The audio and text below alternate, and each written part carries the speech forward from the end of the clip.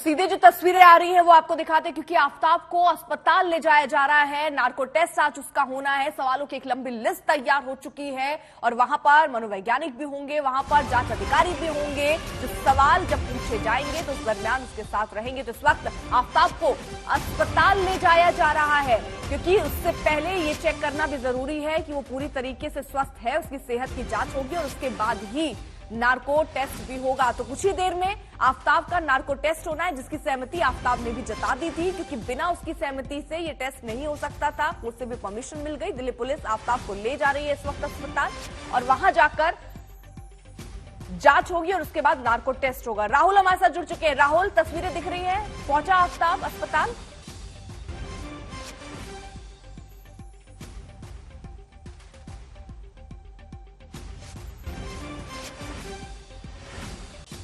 तो राहुल हमारे सहयोगी उसी जगह पर मौजूद है, वहां से तस्वीरें भी हम आपको दिखाएंगे। लेकिन इस बीच आपको बता दें कि अपडेट ये है कि कुछ ही देर में आफताब का नार्को टेस्ट होना है और वो सारे सवाल, जैसे वो श्रद्धा से कब मिला, कितनी बार मारपीट हुई, कब से वो साथ रह रहे थे, क्योंकि देखिए हिमाचल भी वो ले गया, अलग अलग जगहों पर उसको घुमाने ले गया, वहां पर भी पुलिस की टीम पहुंची है। उसके अलावा अभी सबसे बड़ी चुनौती पुलिस के सामने इस हथियार को बरामद करने की है जिससे हत्या की गई। श्रद्धा का मोबाइल भी अभी तक बरामद नहीं हुआ, श्रद्धा का सर का वो हिस्सा भी अभी तक बरामद नहीं हुआ और इसीलिए पुलिस जब ये सवाल दागेगी तो सच्चाई सामने आने की उम्मीद पुलिस को दिख रही है। तो दिल्ली पुलिस आफताब को इस वक्त अस्पताल ले जा रही है।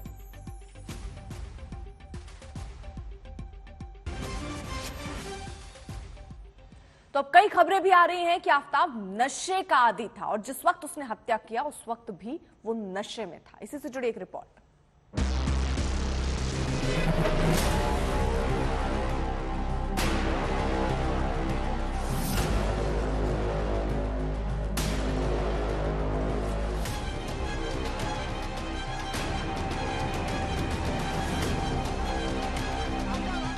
श्रद्धा मर्डर केस में नया ट्विस्ट।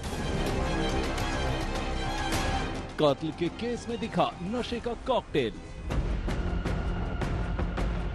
टुकड़ों में बटे सबूतों की तलाश में जंगलों की खाक छान रही दिल्ली पुलिस को सुरागों के झुरमुट से हर रोज कुछ नया हासिल हो जाता है, जो श्रद्धा मर्डर केस को एक नया मोड़ दे देता है।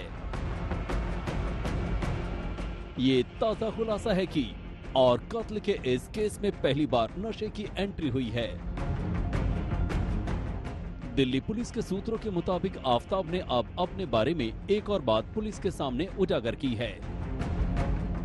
आफताब ने पुलिस के सामने कबूल किया है कि वो गांजे का आदी है। गांजा पीने को लेकर अक्सर श्रद्धा उसे टोका करती थी। पूछताछ में बताया कि कत्ल के दिन यानी 18 मई के दिन भी वो गांजे के नशे में था। पहले घर का खर्च चलाने को लेकर श्रद्धा के साथ जमकर झगड़ा हुआ और फिर मुंबई से सामान दिल्ली लेकर कौन आए, इस बात पर दिन भर लड़ाई हुई। आफताब घर के बाहर गया और गांजे की सिगरेट पी और वापस आ गया।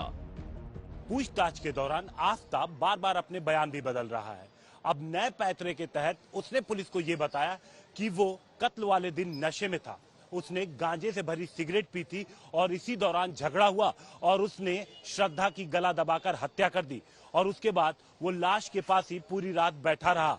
पुलिस उसके इन सभी बयानों की जांच कर रही है, पड़ताल कर रही है और इससे जुड़े सबूत तलाशने की कोशिश कर रही है, क्योंकि कत्ल के किसी भी मामले में मोटिव का पता चलना बेहद जरूरी होता है। पुलिस सूत्रों की तरफ से ये भी दावा किया जा रहा है कि शराब, गांजा और चरस को लेकर अक्सर दोनों में खूब झगड़ा होता था। आफताब ने ही पुलिस को बताया है कि वो श्रद्धा को मारना नहीं चाहता था, पर श्रद्धा उसके ऊपर चिल्ला रही थी।